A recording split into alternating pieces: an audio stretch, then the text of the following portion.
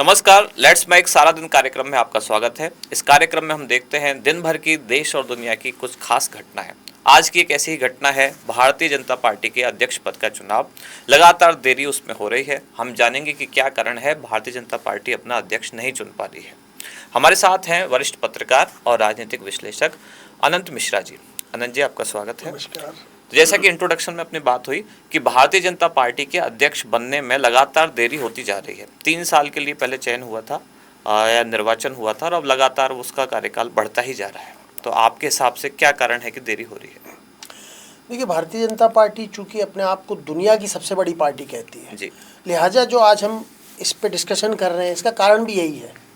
और भारतीय जनता पार्टी के चुनाव बाकी जो राजनीतिक दल हैं, कांग्रेस को छोड़ दें अगर, तो जितने क्षेत्रीय दल हैं, चाहे टीएमसी हो, चाहे सपा हो, चाहे वो आरजेडी हो या डीएमके हो, वहाँ सेट है कि वहाँ समाजवादी पार्टी में अखिलेश जी को अध्यक्ष बनना है, बिल्कुल। वहाँ हेमंत सोरेन को बनना है झारखंड में, वहाँ ममता दीदी को बनना है, वहाँ स्टालिन जी को बनना है।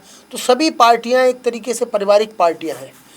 कांग्रेस में जरूर इस बार राहुल गांधी ने जब पद छोड़ा उसके बाद में मल्लिकार्जुन खड़गे जी बने।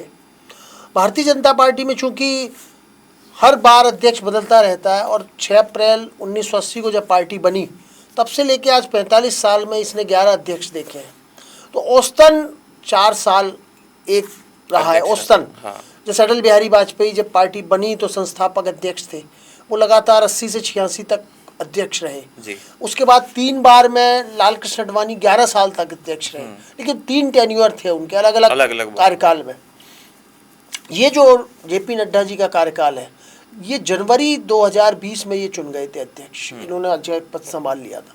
लिहाजा 23 जनवरी में 2023 जनवरी में इनका कार्यकाल खत्म हो गया था जी। लेकिन उस समय ये माना गया था कि लोकसभा चुनाव अब साल भर रह गया है, 24 में चुनाव होने हैं, तो 1 साल का इनको राष्ट्रीय कार्यकारिणी ने एक्सटेंशन दे दिया। तो भी इनको 2024 जनवरी में इनको हट जाना चाहिए था, लेकिन चुनाव चूंकि अप्रैल मई में हुए तो 24 जून तक हम ये मान सकते हैं कि ये लोकसभा चुनाव संपूर्ण हो गए। अब 2024 के जून से लेके आज 2025 1.5 साल तो वो ऊपर निकल गया और 1 साल अब हो गया। और कई बार भारतीय जनता पार्टी के चुनाव की ये कहा गया कि अब ये अक्टूबर तक 24 तक हो जाएंगे, फिर आया मार्च तक 2025 तक हो जाएंगे। किसी न किसी कारण कभी दिल्ली के विधानसभा चुनाव थे तो फिर बढ़ गया कार्यकाल, फिर भारत पाकिस्तान का हो गया। लेकिन अब चूंकि लगभग 5.5 साल हो गए हैं, देखा जाए तो अगर 6 महीने और होते तो 2 टेन्योर इनके पूरे हो जाते। बिल्कुल। तो विपक्ष भी सवाल इसलिए उठा रहा है कि भारतीय जनता पार्टी अपने आप को संगठनात्मक पार्टी कहती है कि आंतरिक लोकतंत्र है और हम आंतरिक लोकतंत्र को प्रदर्शित भी करते हैं। लेकिन 5.5 साल हो गए और अभी तक ये तय नहीं है कि अध्यक्ष का पद कब होगा। खास बात यह है कि भारतीय जनता पार्टी ने संगठनात्मक ढांचे को 37 राज्यों में बांट रखा है। बड़े राज्य भी हैं, छोटे भी हैं उसमें। और एक इसका संविधान जो कहता है उसमें आधे राज्यों में 50% राज्यों में जब चुनाव हो जाएंगे तभी राष्ट्रीय अध्यक्ष का चुनाव हो सकता है जी। तो 37 में से अभी तक सिर्फ 14 राज्यों में चुनाव हुए, जिसमें यूपी, मध्य प्रदेश, कर्नाटक, गुजरात ऐसे बड़े राज्य हैं जहां अभी संगठन के प्रदेश अध्यक्ष का चुनाव नहीं हो पाया। देखने में भले ही भारतीय जनता पार्टी में ऊपरी स्तर पर लगता है कि सब एक है और राष्ट्रीय स्तर पर निश्चित रूप से भारतीय जनता पार्टी में ऐसी कोई गुटबाजी नहीं है, लेकिन राज्यों की अगर हम बात करें तो वहाँ सब कुछ ठीक नहीं है। जो अध्यक्ष पद में देरी हो रही है, यूपी में भी ऐसा कोई कारण नहीं है कि वहाँ 2 साल से 1.5 साल से संगठन के चुनाव नहीं हो पा रहे, किसी न किसी कारण टलते रहते हैं। ऐसे गुजरात में है, मध्य प्रदेश में। अच्छा, अगर चुनावों को कारण बताया जा रहा है कि कभी दिल्ली विधानसभा के चुनाव आ गए, कभी लोकसभा के आ गए, कभी किसी राज्य के आ गए, तो भारत तो चुनावों को देश है। यहाँ तो हर 6 महीने में, 1 साल में किसी ना किसी राज्य में चुनाव चलते रहेंगे। तो क्या इस आधार पर ऐसे तो ये कोई अनंत समय तक हो जाएगा? ये सवाल इसीलिए उठ रहे हैं ना जी कि अभी अगर मान लो जुलाई में चुनाव नहीं होता है, अक्टूबर नवंबर में बिहार का चुनाव है। बिल्कुल। और जेपी नड्डा जी ने अपनी छात्र जीवन की शुरुआत बिहार से ही की थी। बिहार, फिर पश्चिम बंगाल आने वाला बड़ा राज्य बीजेपी। पश्चिम बंगाल में चलो अभी मान लें कि साल भर का समय है, लगभग 10-11 महीने है, लेकिन बिहार के चुनाव तो अब सितंबर में उसके चुनाव की घोषणा हो जाएगी।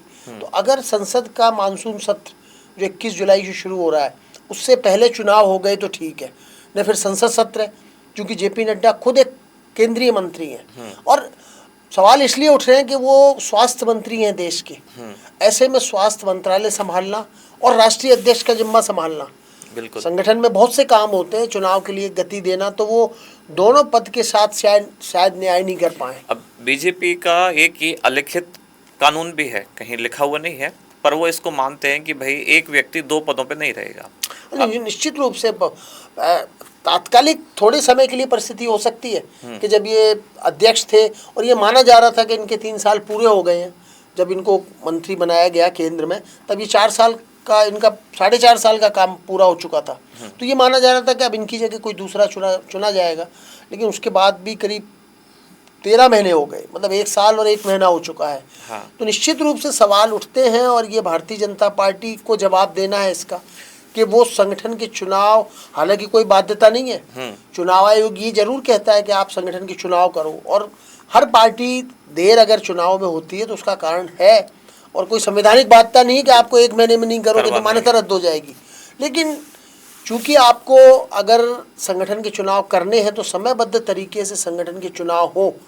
इससे पहले भी ऐसी परिस्थितियां 1-2 बार आई हैं, लेकिन इस बार जो मामला चल रहा है ना, तो संदेह, सवाल खड़े होते हैं कि क्या भाजपा के अंदर मत ऐक्य नहीं है, कि सब एक है या कुछ गड़बड़ सब एक है, या कहीं आरएसएस से तो ऐसी पटरी नहीं है कि आरएसएस कोई और नाम सुझा रहा हो या बीजेपी।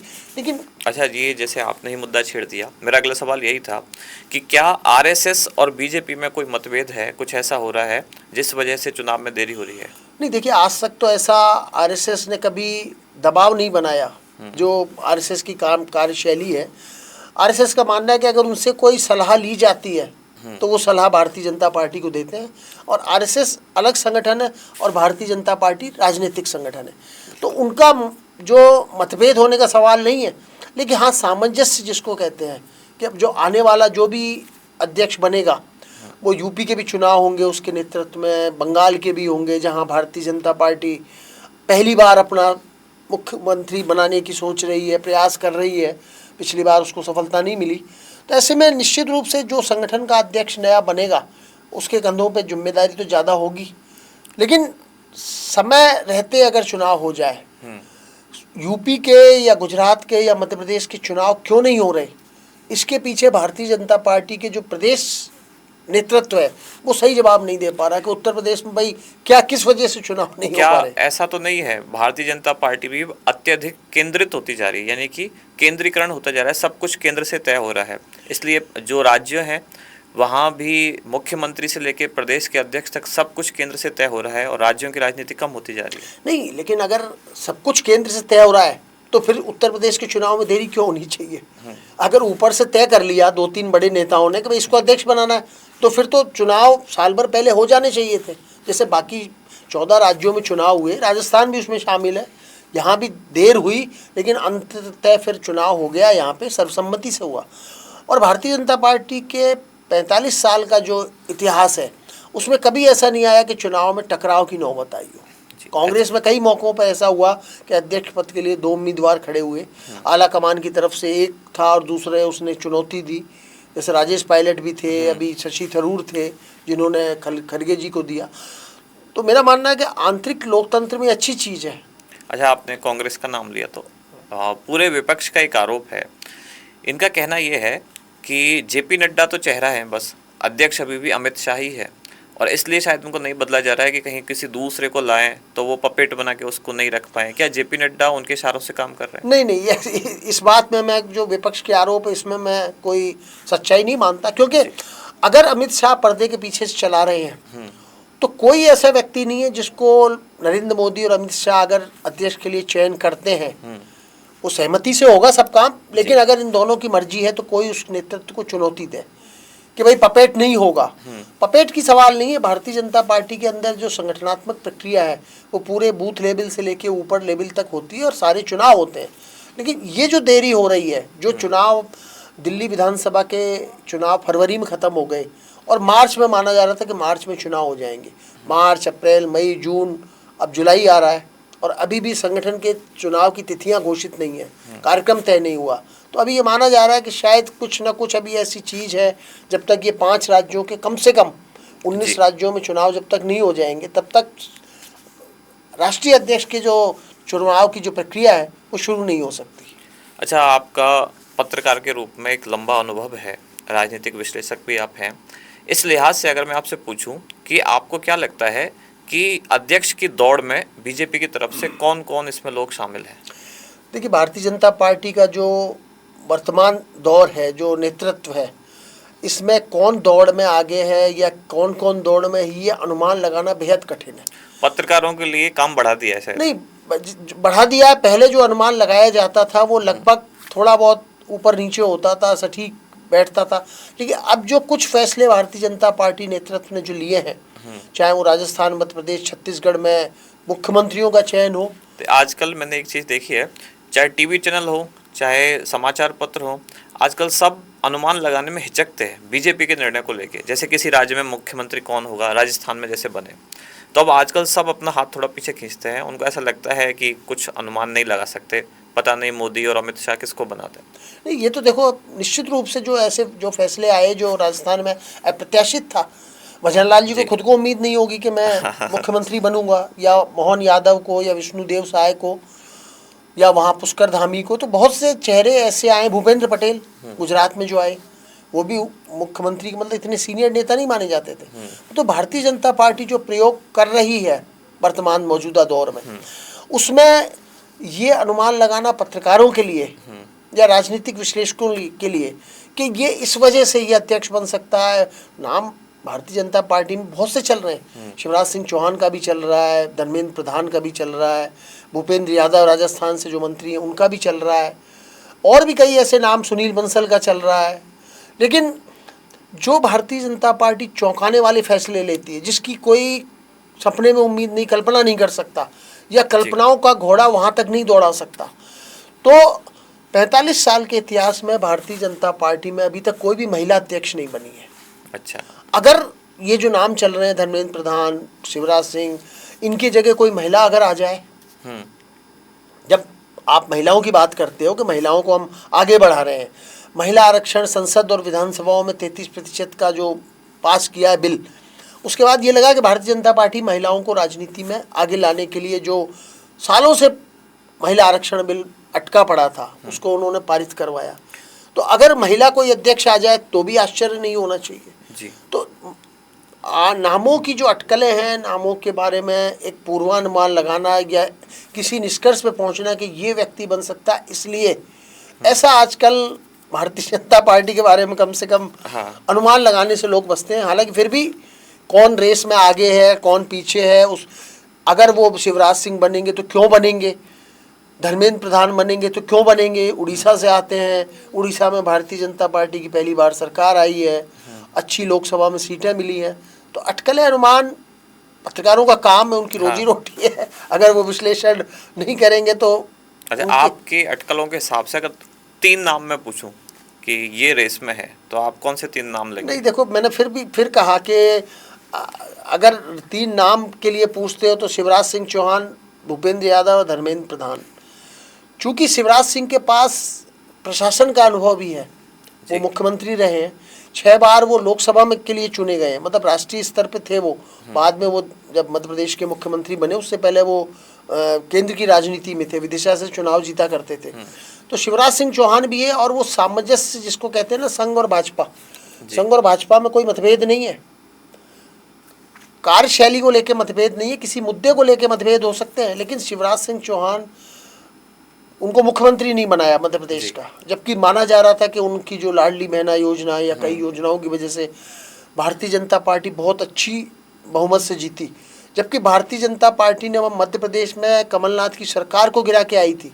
तो ये गया था कि भारतीय जनता पार्टी पे ये आरोप लगा था कि उसने चुनी हुई सरकार को अपदस्थ करके और अपनी सरकार बनाई। उसके बावजूद जब 2023 के चुनाव हुए तो भारतीय जनता पार्टी को अच्छी सफलता मिली। तो क्या यही बात शिवराज सिंह की अत्यधिक सफलता ही क्या उनके खिलाफ नहीं जाती? मतलब जैसे विपक्ष का एक आरोप है कि, विपक्ष के शब्दों में कहूँ तो, कि मोदी और अमित शाह उस व्यक्ति को नहीं आने देंगे जो कहीं उनसे बड़ा ना साबित हो जाए। तो क्या शिवराज सिंह जी के लिए ये बात नकारात्मक जाती है? नहीं, देखो, अध्यक्ष बनने से कोई व्यक्ति नेता नहीं हो जाता। आज अगर जेपी नड्डा अध्यक्ष हैं तो जेपी नड्डा मास लीडर नहीं है। जी। मोदी जी अगर आज प्रधानमंत्री नहीं भी होते हैं भारतीय जनता पार्टी के, तो भी वो मास लीडर है। बिल्कुल। अटल बिहारी वाजपेयी 80 से 86 तक अध्यक्ष रहे थे, लेकिन उसके बाद अडवाणी, जना कृष्णमूर्ति, वेंकैया नायडू, बंगारू लक्ष्मण, मुरली मनोहर जोशी, कुशाभाई ठाकरे, बहुत से लोग अध्यक्ष बने, लेकिन वो अध्यक्ष थे, नेता अटल बिहारी वाजपेयी थे। तो नेता स्वाभाविक होता है, नेता किसी पद, मनमोहन सिंह जी थे, मनमोहन सिंह जी 10 साल देश के प्रधानमंत्री रहे, लेकिन नेता तो सोनिया गांधी थी, वो प्रधानमंत्री थे। शिवराज जी के लिए मैं यही कह रहा हूँ कि वो नेता भी है, मास लीडर है, मध्य प्रदेश में वो लगातार मुख्यमंत्री रहे, और अब अगर उनको अध्यक्ष पद पर और बैठा दे बीजेपी, तो क्या ये जो बीजेपी का शीर्ष नेतृत्व है उसी के लिए चुनौती पैदा नहीं हो जाएगी? नहीं, मेरा नहीं मानना, क्योंकि शिवराज सिंह चौहान अध्यक्ष बन जाए या मंत्री पद पर रह जाए, वो मोदी के रहते मोदी से आगे नहीं निकल सकते। अच्छा। मोदी से रहते अमित शाह भी मोदी से आगे नहीं निकल सकते। लोग मानते हैं कि अमित शाह के पास शक्तियां हैं, अमित शाह संगठन को भी मैनेज करते हैं, और जो जब 2014 में वो अध्यक्ष बने थे, और वो भी 5.5 साल लगभग अध्यक्ष रहे थे, जुलाई 14 से लेके और जनवरी 2020 तक, तो उन्होंने अपने नेतृत्व में एसएससी, जो त्रिपुरा जैसी, जहां भारतीय जनता पार्टी का एक भी विधायक नहीं था, जीरो, और जीरो से 36 पहुंच गए। लोकसभा के चुनाव में पहली बार लोकसभा चुनाव में भी 282, फिर 303 सीटें आई। तो अमित शाह हो या शिवराज सिंह चौहान हो या राजनाथ सिंह हो, शिवराज सिंह चौहान से तो बड़े नेता राजनाथ हैं जी, जो राष्ट्रीय अध्यक्ष भी रह चुके हैं, बिल्कुल, और गृह मंत्री रहे, रक्षा मंत्री हैं, ऐसे नितिन गडकरी भी है। लेकिन अगर वो भी अध्यक्ष बनते हैं या शिवराज बनते हैं, कोई भी बनता है, वो नरेंद्र मोदी की लोकप्रियता से ऊपर चले जाएंगे सिर्फ अध्यक्ष बनने की वजह से। मैं ऐसा नहीं मानता कि ऐसा, इस डर की वजह से शिवराज सिंह चौहान को पार्टी मौका नहीं देगी। अगर शिवराज सिंह चौहान को पार्टी ने मुख्यमंत्री नहीं बनाया मध्य प्रदेश में, लेकिन उनको केंद्र में मंत्री बनाया ना, वसुंधरा राजे हैं, वसुंधरा राजे को राजस्थान में नहीं बनाया, लेकिन राष्ट्रीय उपाध्यक्ष पद पे उनको पार्टी ने किया ना, एकदम दरकिनार नहीं किया। नए चेहरों को आगे लाने की जो कवायद थी, सेकंड लाइन तैयार हो, इसकी दृष्टि से शिवराज या वसुंधरा जी को बीजेपी ने शायद मुख्यमंत्री नहीं बनाया जी। और अब चर्चा अंतिम रूप की तरफ ले चलते हैं। आगे अब क्या लगता है, कितनी देरी इसमें और होगी और कब तक बीजेपी को अध्यक्ष मिल सकता है? नहीं, ये जो क्या देरी होगी इसके बारे में नहीं बता सकते, लेकिन जो आ रही हैं खबरें कि अभी 3-4 राज्यों में, बंगाल और तेलंगाना के राज्य में चुनाव के लिए प्रभारियों की घोषणा हो गई है, चुनाव कराने वाली टीम की। तो अभी उत्तर प्रदेश का मामला अटका हुआ है। आप ये देखिए, जो भारतीय जनता पार्टी का जो राष्ट्रीय अध्यक्ष चुना जाता है, वो राष्ट्रीय परिषद के सदस्य चुनते हैं उसको, विधायक सांसद नहीं चुनते हैं। हर लोकसभा सीट से एक राष्ट्रीय परिषद का सदस्य चुना जाता है। अच्छा। जो वहाँ की कार्यकारिणी चुनती है।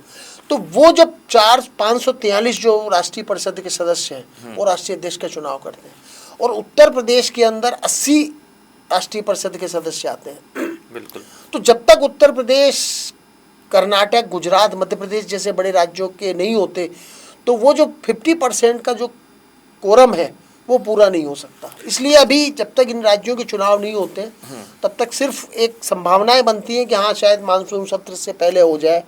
लेकिन मानसून सत्र से पहले अगर चुनाव नहीं होता है, तो मुझे लगता है फिर शायद बिहार के चुनाव तक फिर इसको बढ़ जाए, क्योंकि फिर संसद सत्र के दौरान चुनावी प्रक्रिया, क्योंकि पूरे राज्यों के प्रतिनिधि का जुटना और कई प्रतिनिधि सांसद भी होते हैं उसमें, तो ऐसा होता नहीं है।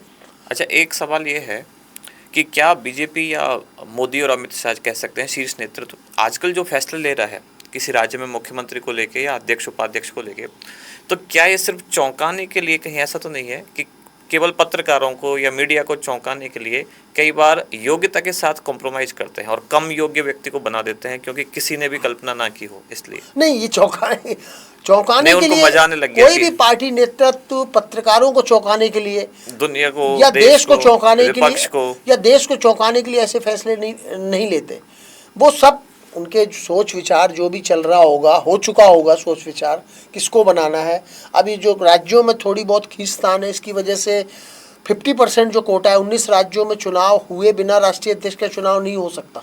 जैसे पुराना पैटर्न देखे ना, राष्ट्रपति के निर्वाचन से लेके श्रीमती द्रौपदी मुर्मू बनी, ऐसे ही 3 राज्यों में मुख्यमंत्री बने, तो किसी ने नाम सोचा नहीं था कि जो लोग बनाए जाएंगे वो तो क्या बीजेपी का ये ट्रेंड हो गया है कि जिसकी किसी ने कल्पना ना की हो उसको बनाया जाए? नहीं, ये तो अपनी पहले भी बात हुई है कि ऐसा चौंकाने वाला भी नाम आ सकता है जिसके बारे में हम कोई कल्पना नहीं कर सकते, या जो पिछले साल 1.5 साल से जो नाम चल रहे हैं कि रेस में ये आगे तो क्यों आगे, ये आदिवासी हैं, ये ओबीसी से आते हैं, ये फलाने वर्ग से आते हैं, या इस राज्य से आते हैं जहाँ बीजेपी का कम प्रभाव है।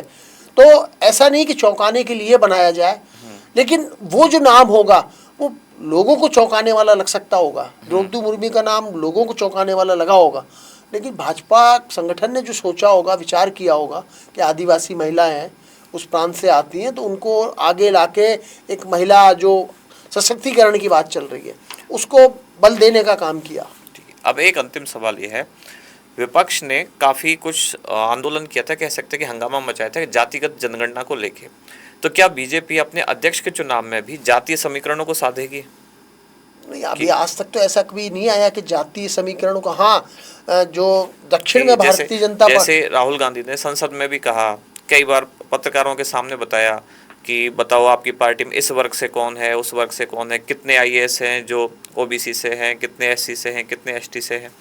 तो क्या बीजेपी इन चीज़ों को ध्यान में रखते हुए भी अपनी पार्टी का अध्यक्ष पद किसी जैसे दलित को या किसी आदिवासी व्यक्ति को इस तरह को देने का सोच सकती है? जैसे आपने महिला बोला कि हो सकता है महिला को दे, तो क्या उसी आधार पे कोई दलित या आदिवासी ऐसा किसी को? नहीं, अभी आज तक जो बीजेपी का रहा, मैंने फिर पहले भी कहा कि दक्षिणी राज्यों से बंगारू लक्ष्मण, जना कृष्ण मूर्ति, ये चेहरे तो आए, लेकिन इस वजह से नहीं आए कि दलित है या दलितों को प्रभावित करने के लिए। क्योंकि अगर आप जातिगत आधार पे किसी राष्ट्रीय अध्यक्ष को बनाते हो तो जरूरी नहीं कि वो योग्यता उस पर सिर्फ जाति के आधार पर योग्यता है। जो भी भारतीय जनता पार्टी फैसला लेगी, इसमें मैं ये नहीं मानता कि जाति को आधार पे रखेगी कि इसको ब्राह्मण बनाओ, उसको बनाओ। अब लाल कृष्ण आडवाणी थे जो भारतीय जनता पार्टी के सबसे ज़्यादा 11 साल रहे, वो सिंधी थे। कितने वोटर होंगे सिंधी? बिल्कुल। तो भारतीय जनता पार्टी ने इसलिए नहीं बनाया होगा, या अटल बिहारी वाजपेयी इसलिए नहीं बने कि वो ब्राह्मण थे। वो चेहरा थे भारतीय जनता पार्टी के, वो वक्ता थे। उनके अध्यक्ष बनने से पार्टी को जो फायदा हुआ, ऐसे लोग जो जनसंघ के समय जनसंघ को वोट नहीं देते थे, लेकिन भारतीय जनता पार्टी में अटल बिहारी वाजपेयी ने उसको आगे तक पहुंचाया। तो भारतीय जनता पार्टी निश्चित रूप से ऐसा कोई जातिगत समीकरण ध्यान में रख के आज तक तो नहीं बनाया, और आगे भी संभावना नहीं लगती। जी सर, धन्यवाद आपकी जानकारी के लिए।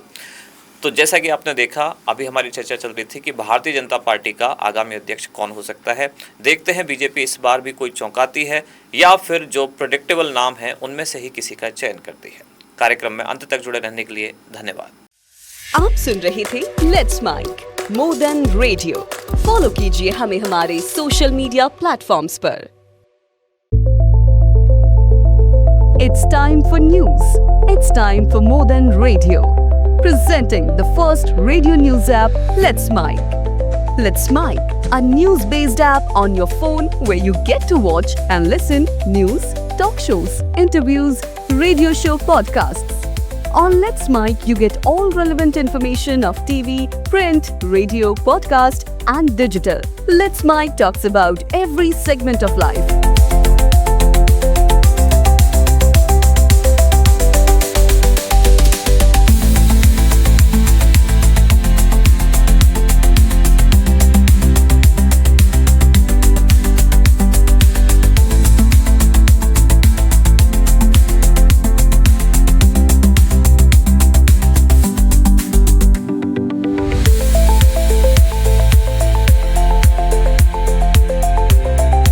Let's Mic is not just a revolutionary idea. Download the app now from Play Store. Available both on Android and iOS mobile phones. Follow us on YouTube, Instagram, Twitter, LinkedIn, Facebook, Telegram, WhatsApp, Snapchat. Let's talk, let's connect, and let's Mic.